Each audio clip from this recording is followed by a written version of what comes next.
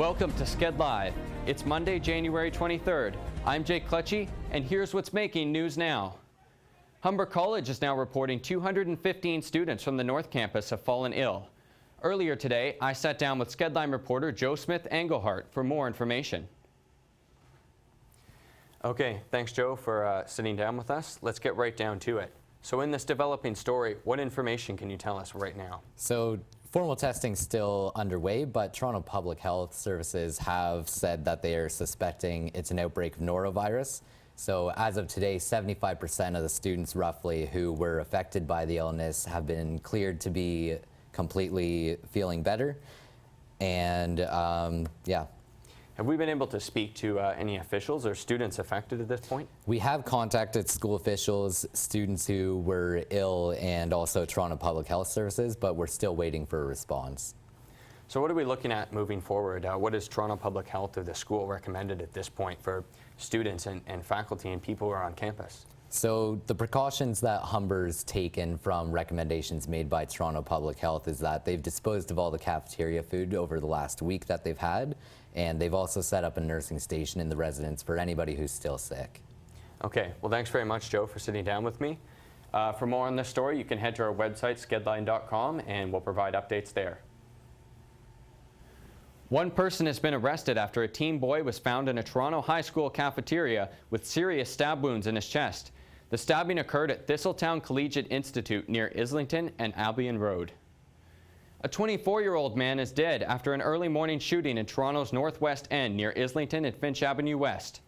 The man was a passenger in a white sedan when he was shot in the head. He was rushed to Sunnybrook Hospital where he later died. Homicide detectives have now taken over the investigation. In other police news, officers are investigating 13 often violent robberies at marijuana dispensaries since June. One such of the robberies was the Greenleaf Dispensary robbery on Danforth Avenue, resulted in one employee being beaten. Superintendent Bryce Evans provided updates at Toronto Police Headquarters this morning, and SkedLIVE reporter Devin Imrie live tweeted the conference. Check out SkedLIVE's Twitter newsfeed for details. Toronto police reported that two 16-year-old girls were sexually assaulted close by the same man minutes later. The suspect is said to have engaged the girls in conversation in every case before assaulting them. He was last seen walking eastbound on Eglinton Avenue. Police described the suspect as brown-skinned, 5'7", within 25 to 35 years of age, with a medium build, dark hair, and a partially closed left eyelid. A Brantford man who raped a 14-year-old girl in the late 1990s has escaped a Kingston Correctional Facility. David Miracle, who is now 51, escaped on Sunday evening, and both the Kingston Police and OPP are working to locate Miracle in a combined effort. Miracle was jailed after assaulting a woman in 1987 and assaulted a Brantford teen in 1997 on two separate occasions. Miracle was declared a long-term offender in 2009 by the Hamilton Superior Court.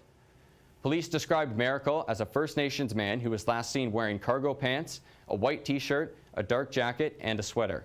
Kingston police are asking the public to remain vigilant. Ontario MP Charlie Angus made a big announcement yesterday after launching a new website and saying he is in the second phase of a possible campaign for leadership of the NDP. Angus spent weeks reaching out to family, constituents, and supporters, and what he called the unnerving inauguration of Donald Trump offered him political reason to build a national political movement in Canada. As the NDP leadership race stands right now, only BC MP Peter Julian is formally registered with Elections Canada. Let's head over now to Fallon Hewitt with your entertainment update.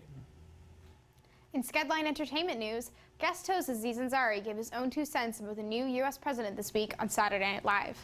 The Master of None creator and Parks and Recreation star took the stage Saturday, the same day as women's marches across the country and the world. The 33-year-old American actor, who is of Indian heritage and whose family is Muslim, has been outspoken about racism and Islamophobia in the past, including in an op-ed published in the New York Times last year. While Ansari kept his speech light for the most part, he urged Trump to condemn growing prejudice in a divided country, saying, "Don't tweet about me being lame or the show. Write a speech, a real speech." Pop singer Madonna is facing backlash after her speech at Saturday's Women's March in Washington, D.C. In her profanity-laced speech, the pop singer said that she had thought about blowing up the White House, along with multiple F-bombs. According to Madonna, she was speaking metaphorically. The speech, which has been widely criticized in social media, led some television networks to cut their live feed of the march, which drew hundreds of thousands of people in demonstrations across the United States to protest the election of Donald Trump as president. Alongside Madonna, celebrity addresses at the march included Scarlett Johansson, Alicia Keys, America Ferrera, and Ashley Judd. According to Business Insider, Sprint has purchased a 33% stake in the music streaming service Tidal. Tidal is co-owned by Jay-Z and more than a dozen other artists, including Montreal's Arcade Fire, Coldplay's Chris Martin, and musician Jack White. Tidal is a music streaming service available through an app or online. The new deal means Sprint's retail customers get access to content not available to other Tidal users. In a statement, Jay-Z said, "Sprint shares our view of revolutionizing the creative industry to allow artists to connect directly with their fans and reach their fullest shared potential." Vine won't be going away after all. The 6-second video service that gave the world on fleek and catapulted a community of users into the mainstream will live on in the Vine archive. The time capsule launches after the announcement that Vine would be shutting down on October 27th of last year, making a case for mourning across the web. The Vine archive takes over the vine.com URL, enabling users to view the 6-second clips created in the site's 4-year lifespan. If you're looking to browse the site, Vine has helpfully broken things out by categories like sports, animals, art, and comedy, where your favorite Vines can keep on looping. The long-anticipated M. Night Shyamalan's Split dominated the box office this weekend. Split stars James McAvoy as a man with 24 different personalities. The movie, which garnered attention on social media, has turned into a horror hit with a surprisingly strong $40.2 million in its opening weekend. Alongside box office success, the film got a 76% rating on Rotten Tomatoes, deeming it certified fresh.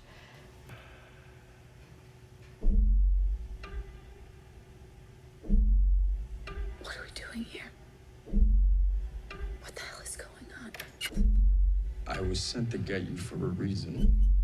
Open the door! No! There's a flower on the pillows, a flower in the bathroom. Just one day before Hollywood honors the best films of 2016 by unveiling the Oscar nominations, the Razzies have revealed its contenders for the year's worst.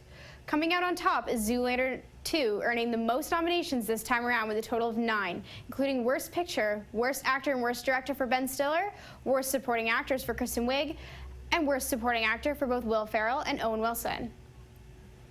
According to an announcement made by the Razzies, this year had so many bad films that they expanded the number of nominees from 5 to 6 in each of the categories. The winners will be announced on February 25th, the day before the Oscars are handed out.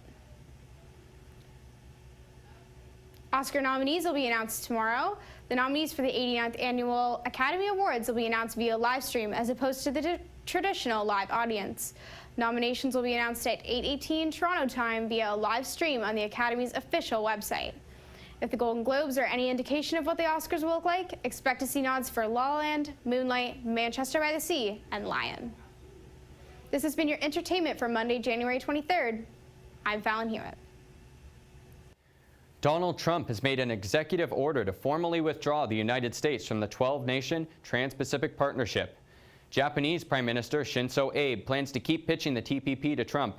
Mexico says it will mirror any changes that the U.S. makes to policies that affect imports. And British Prime Minister Theresa May plans to champion the TPP in a meeting with Trump that she has later this week, according to her spokeswoman. Prime Minister Justin Trudeau has not yet commented on the announcement. Over the weekend, SkedLine sent reporters to Washington to cover the Women's March protest. I sat down today with SkedLine reporter Derek Dionarian to discuss the details. Well, thanks for sitting down with me today, Derek. No problem. So as we look into this story and your experience, can you take us through the day in Washington? Yeah, sure. So, I mean, everything was kind of a last minute here, yeah. But we hopped on a bus leaving Toronto at Union Station, on Friday night, and we got to Washington at 8 o'clock Saturday morning.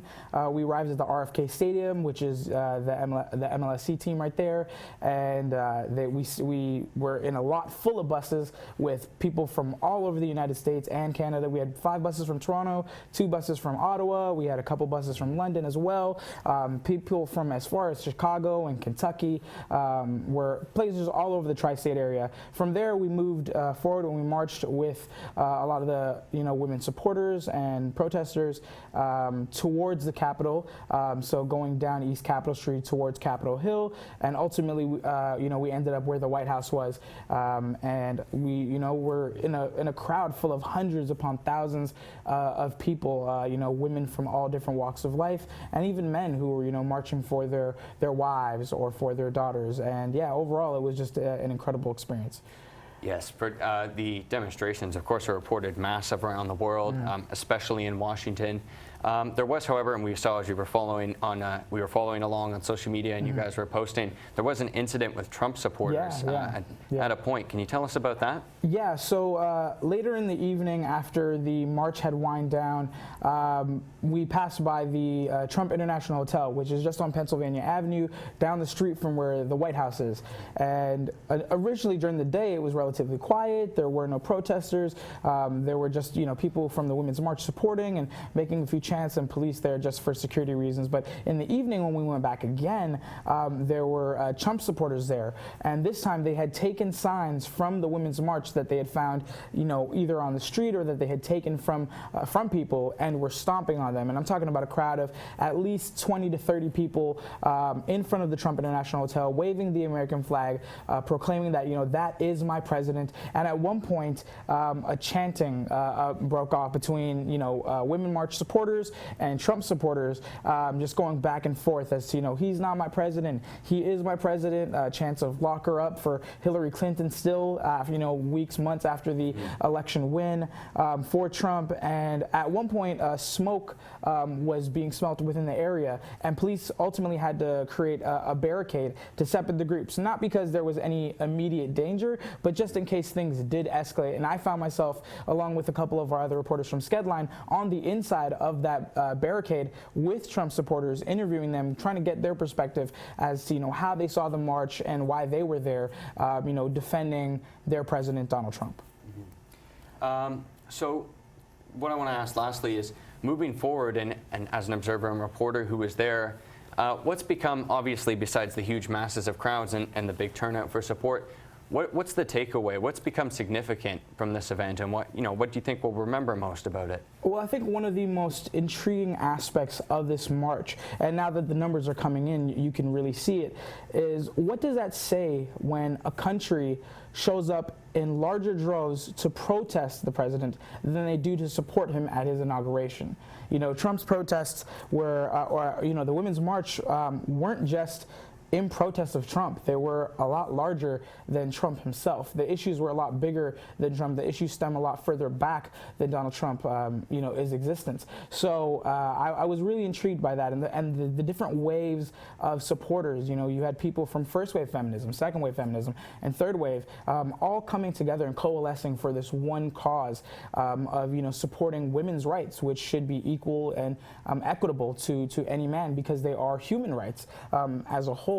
And just the way that groups were coming together in support. And I will say a few of the interesting things that I found were that a lot of the people that were there and that were supporting were predominantly white, and that speaks to a bigger issue of perhaps privilege, and the fact that the most oppressed people and the most disenfranchised women were not able to attend these marches because maybe they couldn't afford a bus trip down to Washington or to their local city, because they couldn't take time off of work because they have other things that they need to do. And the other thing was that, one of the issues that kind of came up within the march was there was a little bit of separatism or division, even amongst some women, because of the fact that there was a disproportionate amount of white feminists there as opposed to colored feminists, or women of color for that matter. And also, the different body parts. So there were groups of women there that had posters and signs that had uteruses and ovaries, but some would say that it kind of separated or excluded others who don't have those reproductive organs. But all in all, I would say that the event in itself, the one thing that I would take away